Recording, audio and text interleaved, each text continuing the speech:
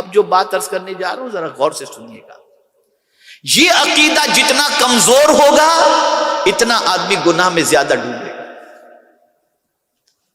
یہ عقیدہ مرنے کے بعد اٹھائے جانے والا جتنا کمزور ہوگا اتنا بندہ اللہ کی نافرمانی اور بدکرداری میں ڈوبتا چلا جائے گا. اور یہ عقیدہ جتنا پختہ ہوگا بندہ اتنا گناہوں سے بچتا جائے گا. قرآن کی روشنی میں اسے سمجھاؤں. جب کافروں کو اللہ جہنم میں ڈالے گا تو کیا کہیں گے وہ؟ کافر کی بھی سوچ ہے کہ 2 مرتبہ جینا اور 2 مرتبہ مرنا جو ہے، یہ مرنے کے بعد جہنم میں جانے کے بعد ان کی عقل ٹھکانے پر آئے گی کہ 2 مرتبہ جینا اور 2 مرتبہ مرنا ہے. قرآن کہتا ہے زعم الذین کفروا ان یبعثوا. اللہ فرماتا ہے کافروں کا یہ گمان تھا. کافروں کا کیا گمان تھا؟ ان یبعثوا، مرنے کے بعد نہیں اٹھائے جائیں گے. پتا چلا مرنے کے بعد نہیں اٹھائے جائیں گے.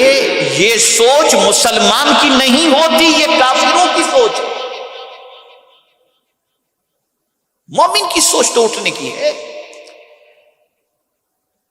اور پھر وہ کیا کہیں گے جب ان کے سامنے یہ چیز واضح ہو جائے گی کہ تمہارے بدکرداری کی بنیاد پر، کفر کی بنیاد پر تم جہنم میں ڈال دیے گئے؟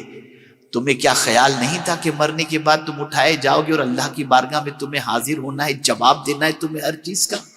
تو یہ عقیدہ ان کا چونکہ نہیں تھا اس لیے وہ گناہ کرتے تھے، اللہ کو نہیں مانتے تھے، اس لیے جہنم میں ڈال دیے گئے. لیکن وہاں جا کر کے وہ کہیں گے قالو ربنا امتنا سنتین واحییتنا سنتین. وہاں کہیں گے مولا ہمیں تو نے 2 مرتبہ مارا اور تو نے 2 مرتبہ زندگی عطا فرمائی. زمین پر تھے تو 1 مرتبہ کی زندگی تصور کرتے تھے جو زمین پر چلنے پھرنے کی ہے. مرنے کے بعد کی زندگی پر ان کا یقین نہیں تھا. لیکن جب جہنم میں ڈالے جائیں گے تب ان کو پتا چلے گا کہ مرنے کے بعد کی بھی زندگی ہے. تو اللہ سے کہیں گے مولا تو نے ہمیں 2 مرتبہ مارا اور 2 مرتبہ تو نے زندگی عطا فرمائی. فاعترفنا بذنوبنا. اب وہ قیامت میں کہیں گے مولا ہم اپنے گناہوں کا اقرار کرتے ہیں.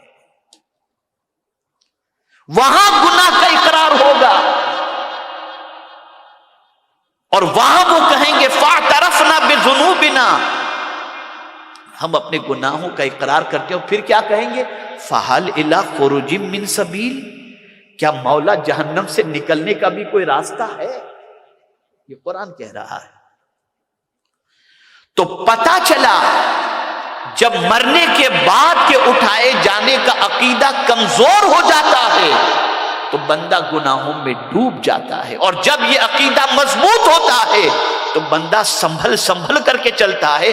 جس طریقے سے ایک آرڈر جاری کر دیا گیا کہ وداؤٹ ماسک آپ سفر نہیں کر سکتے تو سب نے لگا لیا ورنہ اتنا فائن ہوگا، جیل میں ڈال دیے جائیں گے اور یہ ختم ہو جائے گا. تو اس لیے کہ اس کو معلوم ہے کہ یہ سزا ہوگی تو آدمی یہ کر رہا ہے. سزا نہ رکھی جاتی تو آدمی نہ کرتا. اسی لیے مرنے کے بعد اٹھائے جانے کا یقین ہوگا تو بندہ گناہ سے بچے گا اور اپنے آپ کے بارے میں سوچے گا اللہ قیامت میں حساب لے گا، کیا جواب دیں گے ہم؟